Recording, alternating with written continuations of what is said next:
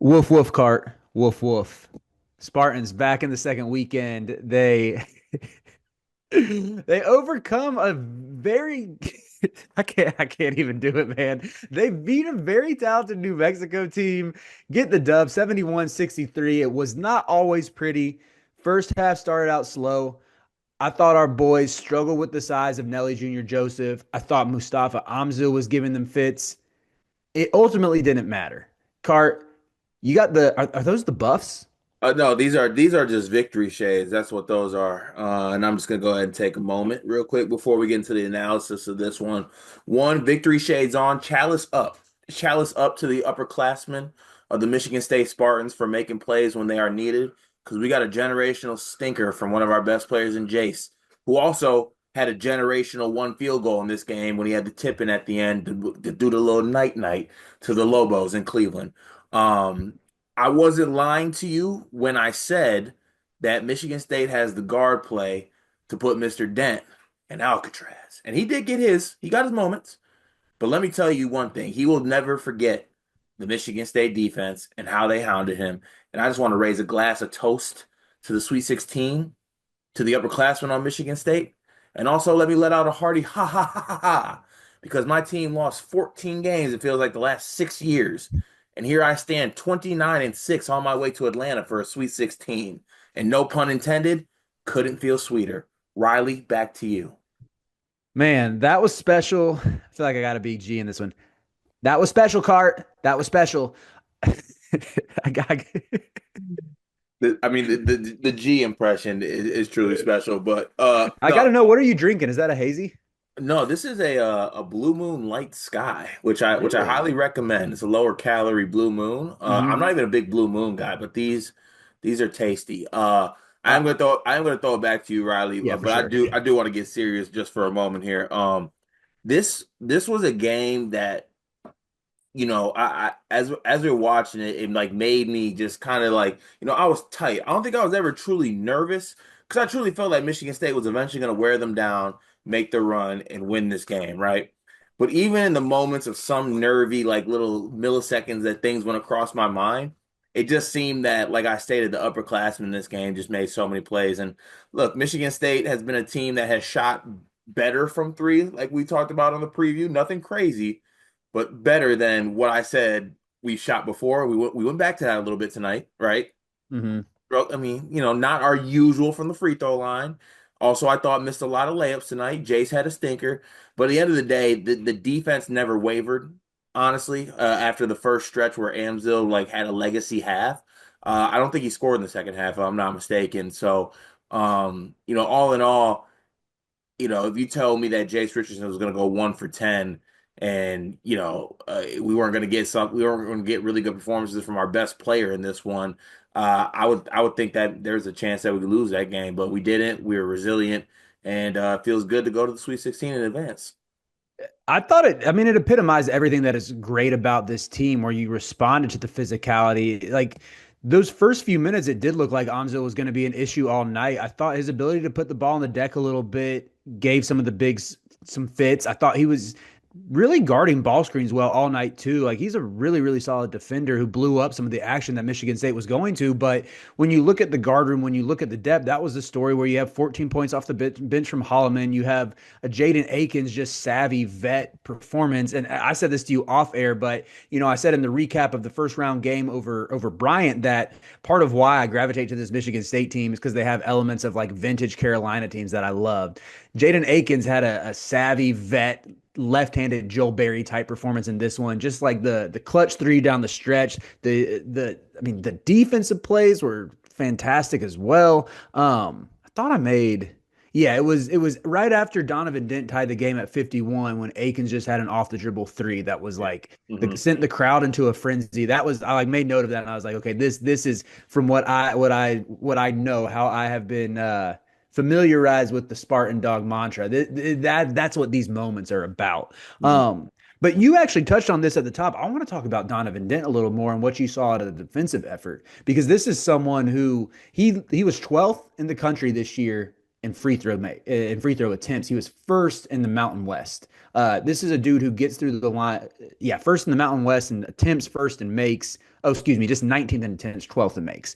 Still 12th in makes free throws in the whole country. The dude gets to the charity stripe. You held him to zero free throw attempts. Didn't even attempt a 3 pointer. I know he's not a big time shooter, but 7 of 18, 14 points. That's about as good as you can do. Like, what did you see out of the Spartans that led to, I would truly characterize that as a bad night for Dent for Yeah, what it his was team it, done? it was truly just a really good on-ball defensive performance. I don't think they really did anything like kind of out of character. I just thought that, Michigan State has this ability to have so many different guards just kind of be on you and harass you for 40 minutes, right? And Donovan Dent played 38 minutes in this game, and there was not a moment where he got anything easy. Like even the shots he made, they were not easy shots. They made him earn Mhm. everything.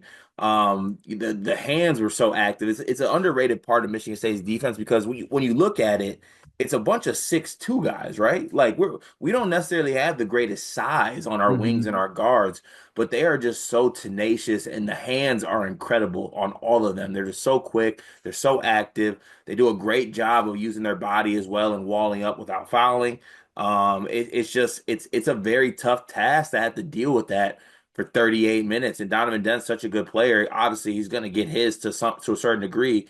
But if you told me that we held Donovan Dent to 7 for 18 with 6 assists, four turnovers, 14 points, like I'm taking that. I'm taking that performance. He's a special player. And I thought some other guys stepped up kind of when he was lacking. I think Nelly Joseph Jr. was I'm sorry, Nelly Jr. Joseph was a monster in this game. If we didn't He's a send unit, if man. we didn't send a double or dig, he was he was scoring the basketball. Add him to the list of also potential big men. That would have been better than what y'all had at UNC this year, by the way, Yeah, Riley. for sure. He fried Zapala on a couple Oh possessions. yeah. Oh, we need to stop that I've- experiment, by the way. I like the whole Zapala thing is killing me. Do you think like is it a superstition thing with Izzo where like Big Goose been starting at the five all year and you've won 29 games and you might like because he played 11 minutes. He played what was it 4 minutes against Bryant? It clearly doesn't matter. Yeah, It's like I'm done questioning it, I think. I think just right. I'm just letting it rock at this point. I'm not gonna lie, this has been pretty fun to like over really since Jay started playing over 20 minutes a game is when I decided like I really like this team and I want to be along for the ride. It's been fun getting immersed in like all the Spartan lore and just understanding things like these token 4 minutes for Zapala where he just has to be in this starting. It's Oh man. so funny, but no, But y'all did a great job. Like when I think it was Nelly Jr. Joseph picked up his third and fourth foul within a minute of each other, with 9 minutes to go in the second half, and that was when like the game flipped on its head. And I think Frankie Fiddler was it. I can't remember if it was a 6-0 or 7-0 run just by Fiddler himself, where he was like cooking with circus shots around the basket. He hit that mid ranger off the baseline out of bounds, and I mean the game was pretty much over after that. Like the crowd was super into it. You can tell the guys just like feed off each other. And yeah, I thought as soon as Junior Joseph went to the bench, by the time Patino put him back in, it was too late. Like the game had been decided. Yeah, and look, I thought that New Mexico got out to a very fast start. Obviously, Amzo was cooking Michigan State. Honestly, I think that this wasn't really a Jackson Kohler game, given how they kind of had that four-man who was able to take people off the dribble a little bit. So Hmm. I think that gave him a little bit of issues in this one. But they go like a 9 minute stretch or something like that without making a field goal at the end of the first half. They did do enough to like kind of stop runs by Michigan State, but Michigan State was just so good defensively in this game. You take out the first 10 minutes, I would say like for 30 minutes of this basketball game, the defense was impeccable. Just active hands, walling up. Michigan State has 7 blocks in this game, and even outside of the on-ball defense, I thought that Michigan State did an incredible job at limiting a team that loves to play fast. Like they love to just get stopped and they love to get out and run, right? Like running with Dent, getting up on the wing, making plays, getting fast break points. And they had 3 fast break points on the evening. That means like we said, no, no, no. You stop right here at half court, run your little sets, and we're gonna check up real quick. And you're gonna have to show me. Like meet me right here. Like you gotta show me, you gotta score the basketball. And Michigan State was stout. They were stout, they were aggressive. I if Jeremy Fears wasn't on my basketball team, I would hate his guts. So I understand why people do say that because he is just he literally baits people into fouls so much, and it would Yeah, drive he me did. crazy. And I'm fine with saying it, but at the same time, he just gets you like you. Nelly Joseph Jr. gets a bucket and he tries to run back hard, and Fears just stops on a dime and hits him with that look. Like it's a tough spot to be in. Like it's a tough predicament to be in, but yeah, I thought, I was a little bit surprised Michigan State didn't blow this game kind of out sooner. Like they Hmm. didn't blow it out at all, but I thought like it would get to 7, and then the next thing you know, it would kind of balloon to 14. But to New Mexico's credit, I thought they did a good job of, stopping that. Whether it was, honestly, a lot of it came with Junior Joseph getting the ball in the post and Yeah. just making a basket. Yeah, Cart, and I always think about like teams that want to make a Final Four run or want to make a national title run. You need to win a game like this. If you look at any team that makes the Final Four, anything that wins a title, I there's like no stats I have that back this up. It's more anecdotal, but it seems like 9 times out of 10 they survive a game like this. It's usually the 8-9 game or the 7-10 game for the one seed where you get tested, you get pushed to your limits, and because you have a team that's hungry, a team that's usually really talented that maybe dealt with some injuries or some unforeseen circumstances that have them on that 8-9 line or 7-10 line, whichever have you. So for Michigan State to battle through that and to, I would say by the end of it, seemed like still kind of one-handedly. I mean, there's not much you can complain about with that. I'm going to give you the last word, but of course, I do have a couple more observations, two more observations.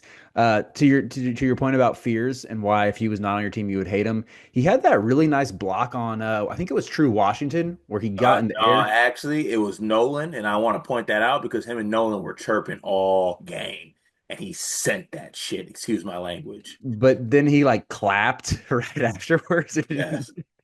and then he turned the ball over on the next possession. I was like, Yep. dude, Fears, what are you doing? Like, This come, this this, this team, man, they make me want to bite people. But then the last one that I think is a good sign, I think it was Jace's last miss. He airballed a three, immediately hung his head, then he picked it up and he clapped. And that clap told me something. I was like, all right, he still believes in himself. He's not going to dwell on this. So that for me, like I think bodes favorably that he seems like the type of player where this is going to roll off his back. He's just going to be happy they got the win, even without a loud game from him. So I'm looking for him to rebound in a big way in the Sweet 16. I need y'all to avenge me against Ole Miss, who sent my team home packing. And yeah, I need a big Jace game in that one. But Cart, what are your final thoughts before we wrap this one up? Yeah, I just want to take a moment to say on a more like serious note here. I know that like I can sometimes be this emotional bad fan, and like I look at my team's record this past couple years, and I'm like, I mean, like sick. Like we make the tournament, the streak is awesome. Like, but I like even in the times when guys like had small moments, right? Like moments that I can remember, like joy in watching Michigan State basketball. This year has just completely flipped that on its head. This team is so fun, and I love this team so much that it's restoring that feeling. I got butterflies. Something bigger than butterflies because I'm a bigger gentleman, but like some big ass butterflies. I got hawks in me, Riley, and they're fluttering, man. They're really fluttering. This team has something. They truly do. And I know this is not, I don't want to make this moment like the whole like, oh, people tweet about how Steph Curry no one ever called him a shooter. Like, but there were a good amount of people out there that literally said, like, okay, this is great. This Michigan State team is going to lose though.